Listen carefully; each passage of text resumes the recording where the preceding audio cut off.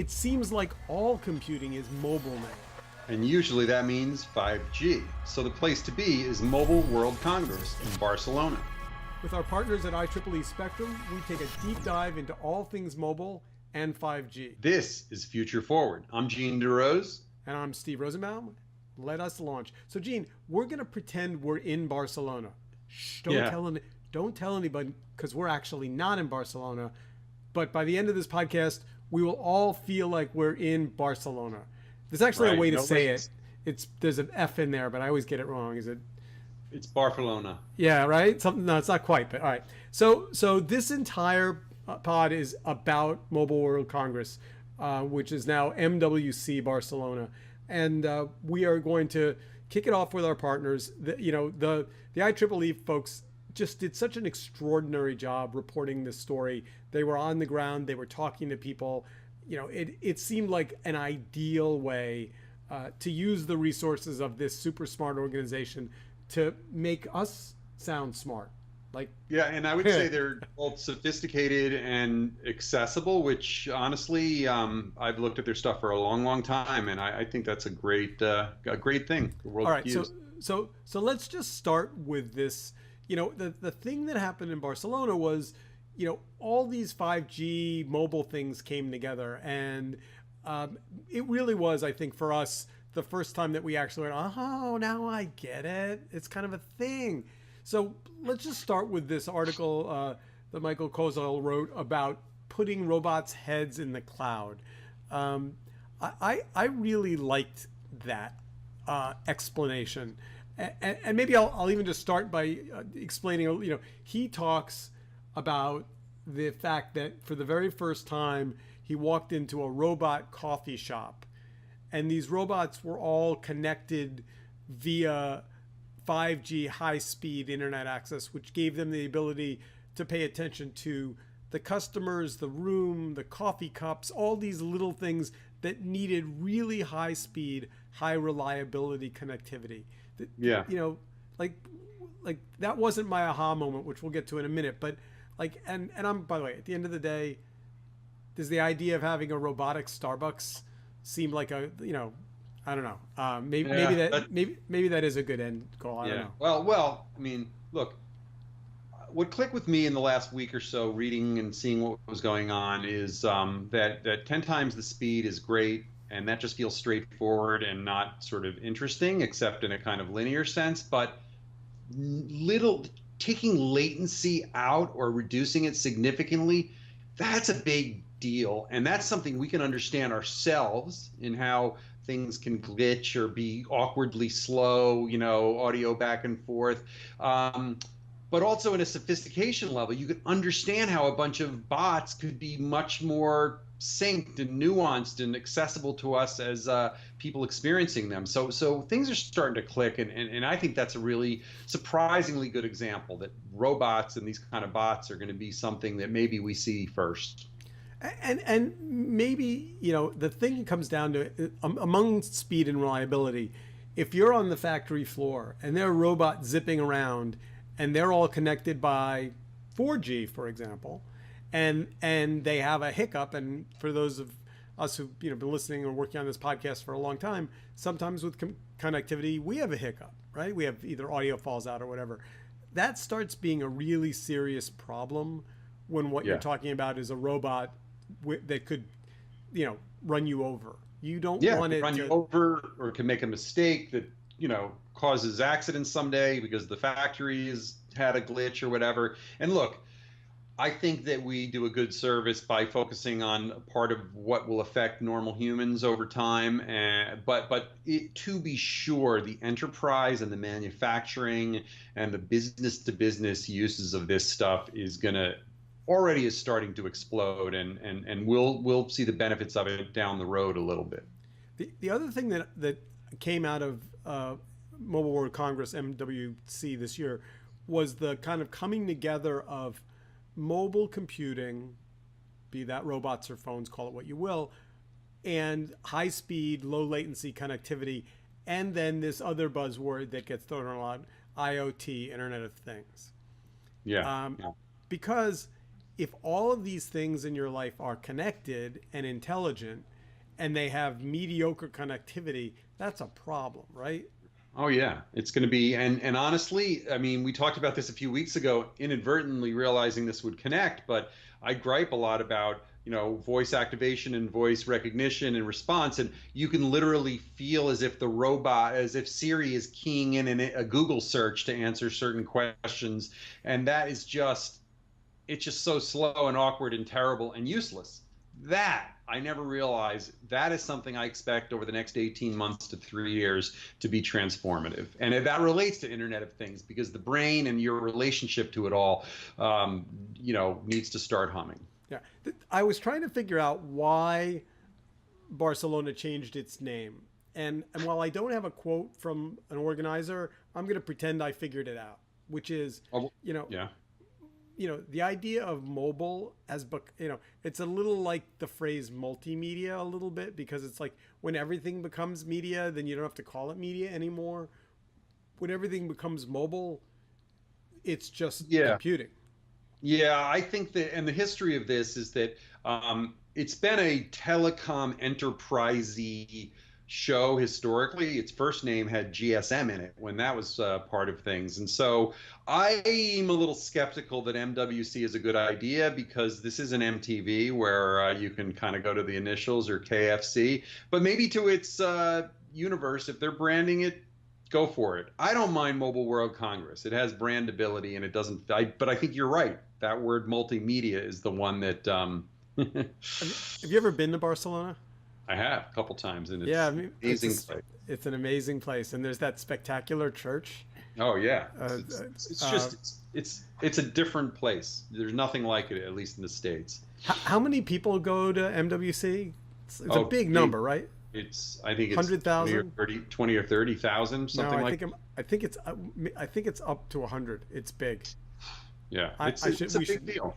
All right, and I have people that have friends and business colleagues that have been going for a long time, and they're the ones that have typically done a lot of work with the telephone companies, and the enterprise sales at that level is a really big deal. But I think this is a year where they kind of poked into the general consciousness a little more, and we're going to be talking about some of those. All right, so let's move along to the next piece of reporting that came out. I really liked the idea that the biggest changes that 5G will bring to IoT will be invisible. Yeah.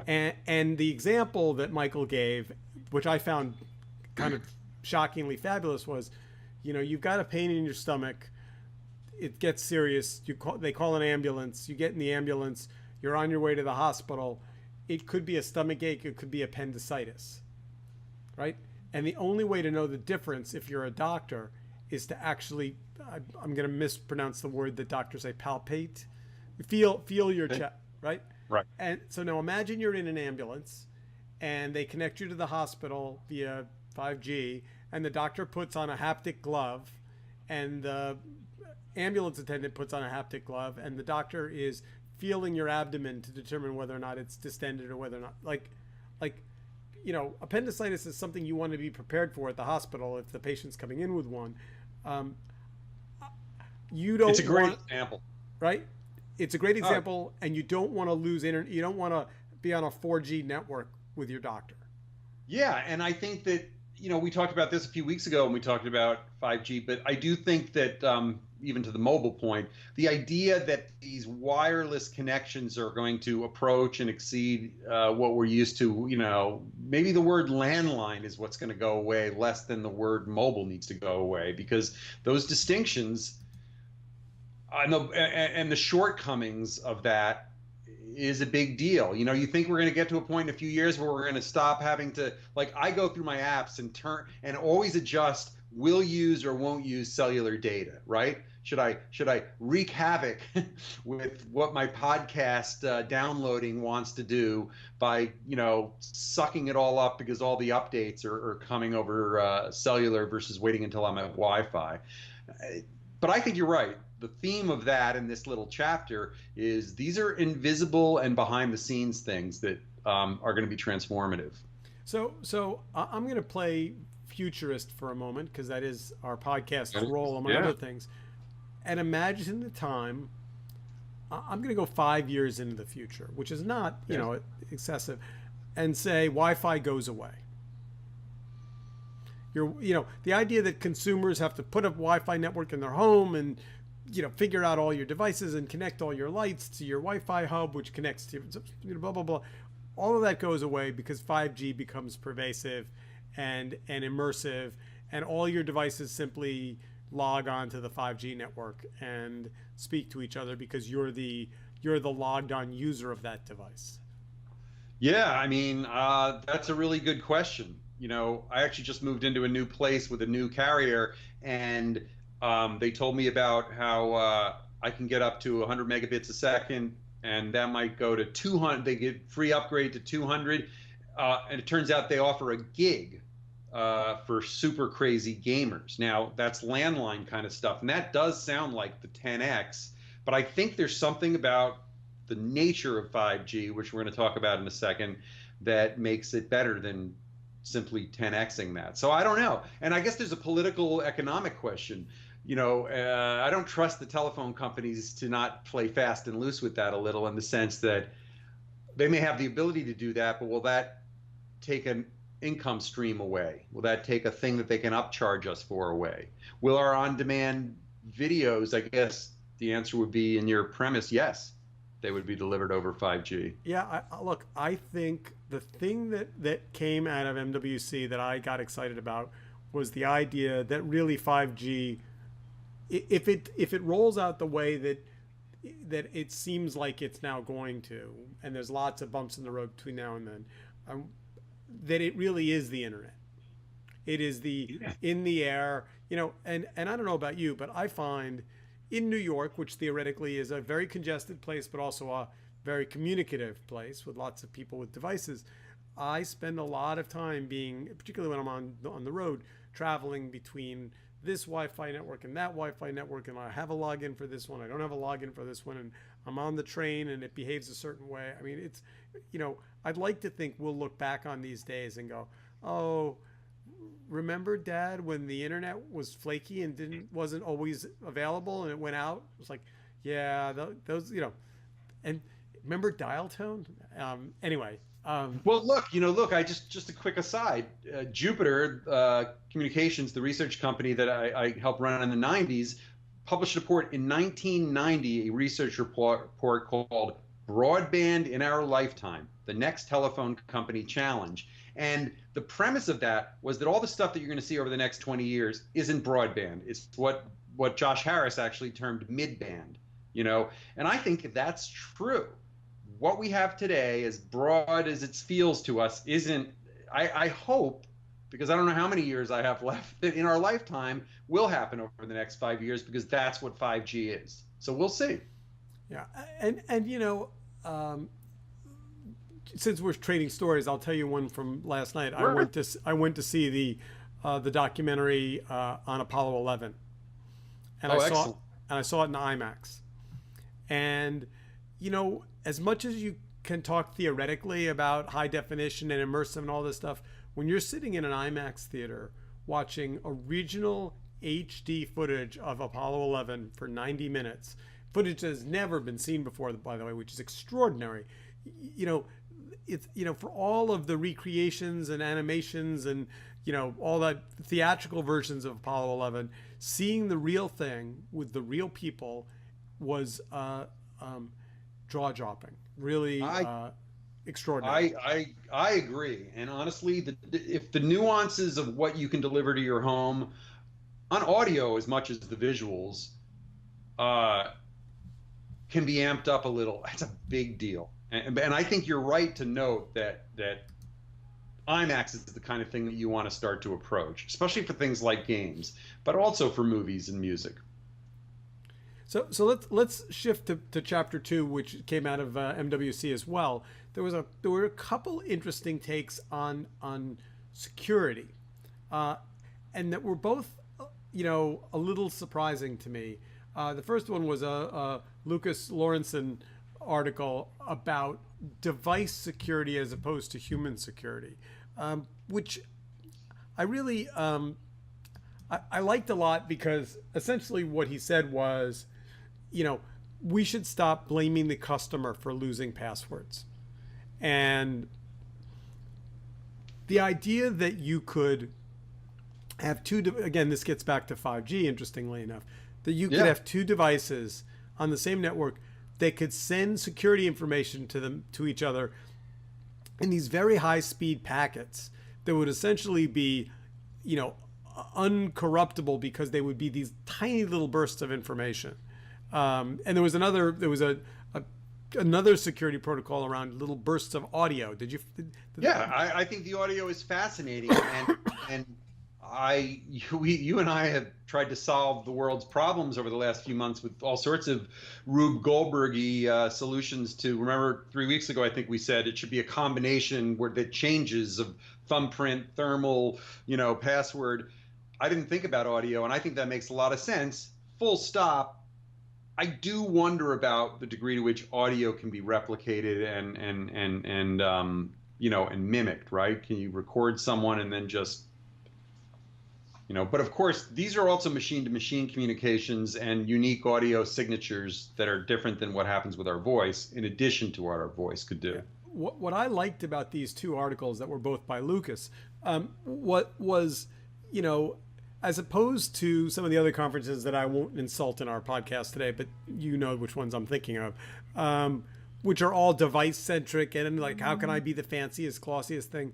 I mean, Mobile World is in some ways a geek's geek paradise, right? I mean, it's why IEEE, you know, settles in there with such comfort, because a lot of this stuff really gets down to engineering and security and protocols. We're going to get to some other kind of surprising, you know, there was a great big, you know, Microsoft announcement that we'll talk about in a few minutes, and some other things. But I liked the fact that we came away from the conference thinking not just about, like, I think until this week, I was thinking of 5G in terms of phones and maybe better audio, less dropped signals, you know, maybe, can you hear me now? You know, less of that kind of nonsense. But really the answer is no, it's really about IoT, connected devices, healthcare, security. It really is and the more enterprise uses of augmented reality or AI or VR, you know, which is a pretty big deal. I know we're going to come to some of that, but I think you're right, and I think the security issue is a big deal when those kind of things can be solved, and it makes sense that 5G can deliver those. The idea of, you know, of some of that at Mobile World Congress instead of CES, for instance, is I didn't say it. All right, so let's talk about AI, because it came up a bunch. So IEEE had a guest post about Mobile World Congress and privacy concerns and the rise of AI. This was a consumer tech analyst, Carolina, I'm going to mispronounce her last name, Melancini. That's good. You're a good paisan. Yeah, but what did you make of her concern that smart devices were going to start to live up to their name? Like, that was the thesis.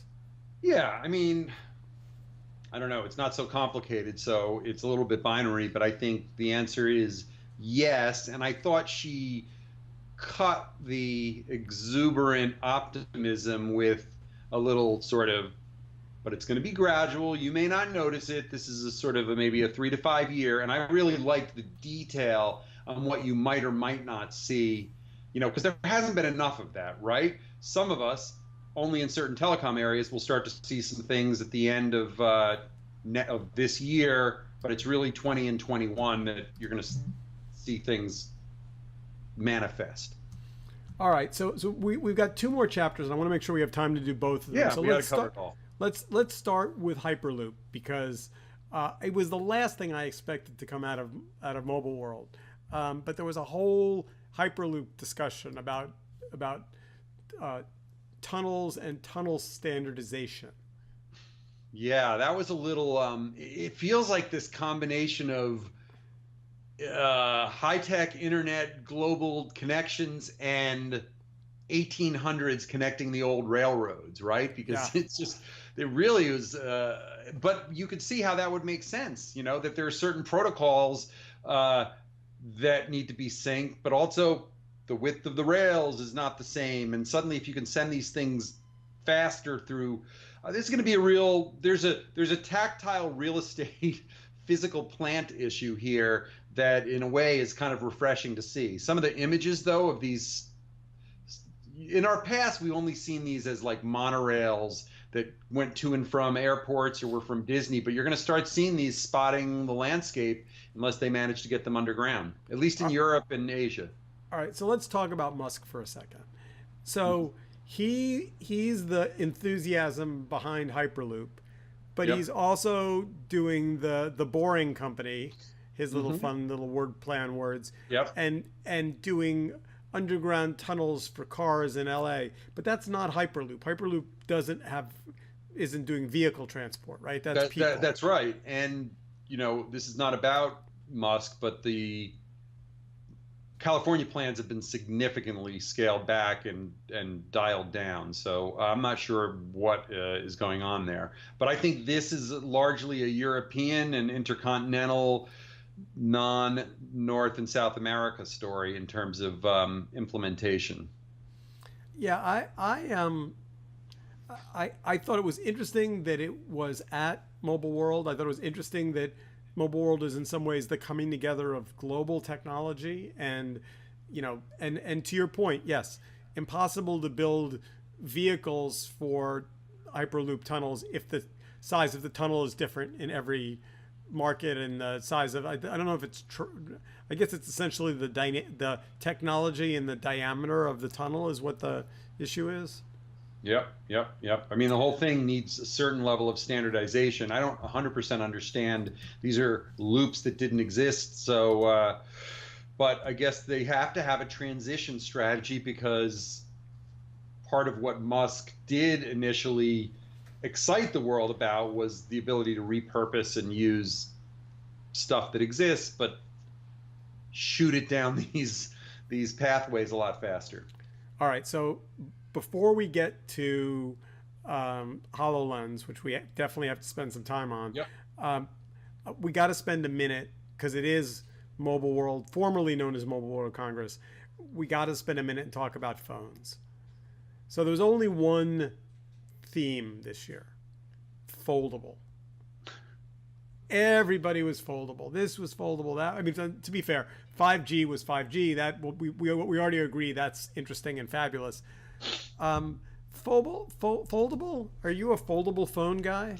Well, honestly, if we're talking about the return to keyboards, which in many cases is what some of this is about, what one or two of the articles mentioned is, you know, the BlackBerry-ish idea is coming back. I'm not against that. Honestly, I had an iPad Pro going back 3 or 4 years, and the first thing I did was attach one of those keyboards to it so that it just kind of closes up and is like the most insanely compact notebook computer imaginable. Fast forward to this year, the new iPad Pros, it's de facto that those keyboards are available. So now that's different to put on a phone, but I think it's a big deal. And if you've got enhanced power and capability, you've got to be able to do a little more. And I have not been happy with my digital keyboards.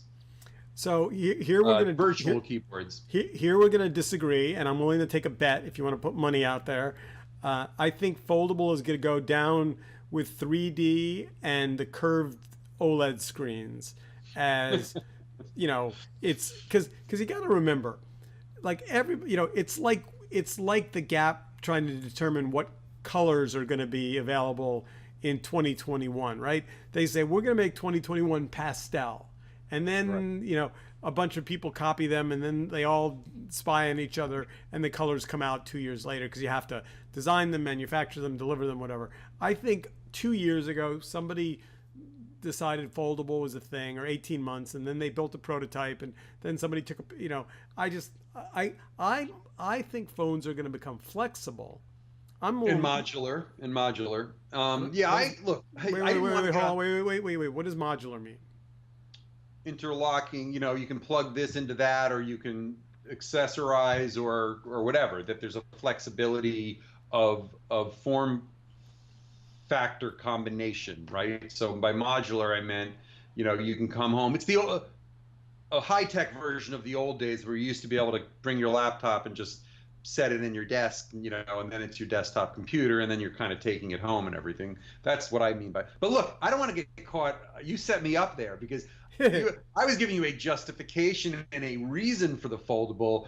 I would probably side with you. Look, we just spent the first 20 minutes here talking about how the sophistication of voice and things like that are going to maybe have an opportunity finally.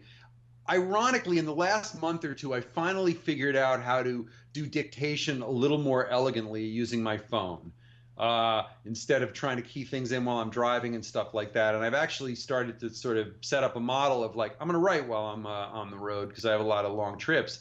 And I have to say, it's getting better, and it still sucks. So do you but text? I think you're right in that Do you sense. Text with voice? I didn't used to, but I'm just starting to now. I know a lot of people who do. And you so mean when you send little bursts of voice or do voice to text? no, voice to text.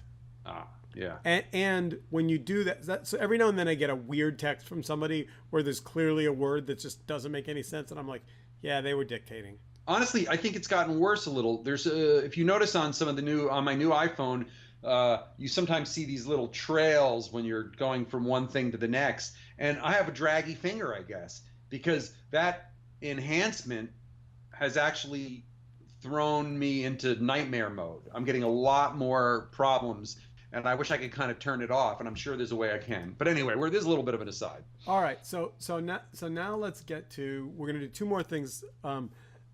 There's a terrific video that my friend Amy Nordstrom did at IEEE that explains 5G.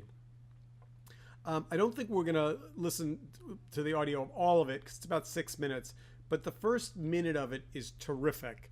So we're going to play you the first minute of the audio, and then after that, we'll put a link in the show notes so that you can watch the whole thing. It's the best kind of explanation of all the pieces, parts of 5G, and she's got a really good way of telling it. It's terrific because it's about 6 minutes, and it takes an explainer video of banality and turns it into a short documentary. It's really good. Every new generation of wireless networks delivers faster speeds and more functionality to our smartphones. 1G brought us the very first cell phones, 2G let us text for the first time, 3G brought us online, and 4G delivered the speeds that we enjoy today. But as more users come online, 4G networks have just about reached the limit of what they're capable of at a time when users want even more data for their smartphones and devices. Now we're headed toward 5G, the next generation of wireless. It will be able to handle 1,000 times more traffic than today's networks, and it'll be up to 10 times faster than 4G LTE. Just imagine downloading an HD movie in under a second, and then let your imagination run wild. 5G will be the foundation for virtual reality, autonomous driving, the Internet of Things, and stuff we can't even yet imagine. But what exactly is a 5G network?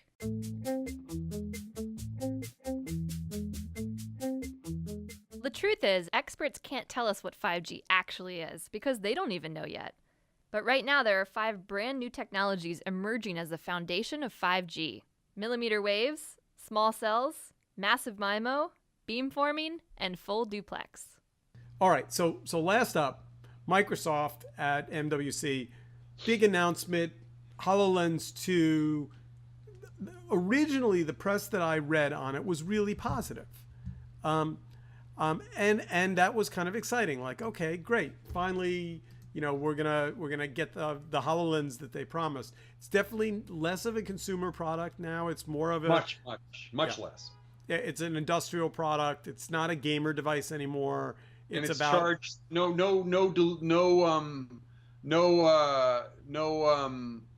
apologies for charging $3,500. Now, I should give you a little bit of history about my history with HoloLens. Then we'll get to the controversy that's now bubbled up. I was invited to do an early demo of HoloLens 1. And, those of you who've been listening to the pod for a while know, I'm pretty upbeat, optimistic guy. I don't go out looking to pick a fight with particularly with Microsoft. I went and I did the demo. and I wrote maybe the most negative product review I've ever written. I remember. I thought it was really terrible, shockingly terrible. And among the things I didn't like, although we'll put a link to the early review in the show notes, the field of vision was microscopically small, embarrassingly small. Yeah. So HoloLens 2, I felt vindicated because they came out with this, we've doubled the field of vision. And just by the way, field of vision means how wide you can see to the left or right. That is what they mean by that term, in theory, even though. And so that made me really happy that A, they fixed the problem that I had raised and lots of other people had raised, and B, that the reviews were much more positive and that they've narrowed the focus. But then an article came out in Road to VR that said pretty compelling argument that Microsoft had misrepresented the HoloLens field of vision reveal. In particular, playing fast and loose with the sort of the diagonal area width kind of conflation, right? So double what? And Ben Lang really was very detailed and very kind of careful about how he made the report. And then Microsoft essentially kind of did a little tap dance and said, yeah, well, we don't really mean that. It's actually, they didn't answer his question. So it could have been a reporter mistake, but it wasn't. No, it wasn't. And honestly, I think the value of that story is it's a great case study on a bungling corporate communications, maybe marketing, but certainly the corporate communications ahead of the marketing, because this was about reveals and things like that. How a sophisticated global 50 company can be so lame in how they it isn't even so much lying, it's lack of clarity, period, right? It wouldn't even matter if it was one or the other, but it was neither, foul nor whatever. And look, I think the reviews that were positive don't really change that much. It's a significant upgrade. They're hearing great things. It's a better design. It has this sort of flip thing. There's all visor. But boy, you don't want to trust them when they mess up that bad. And I thought it was really well exposed. With that, we are out of time. A huge thank you to our friends at IEEE who just, really knocked the ball out of the park in covering Mobile World Congress, now MWC Barcelona. Really great to work with the team, great to have a partnership with IEEE Spectrum, and looking forward to more exceptional reporting from them in the weeks and months ahead. Have a great Future Forward week. Onward and Onward. see you next week.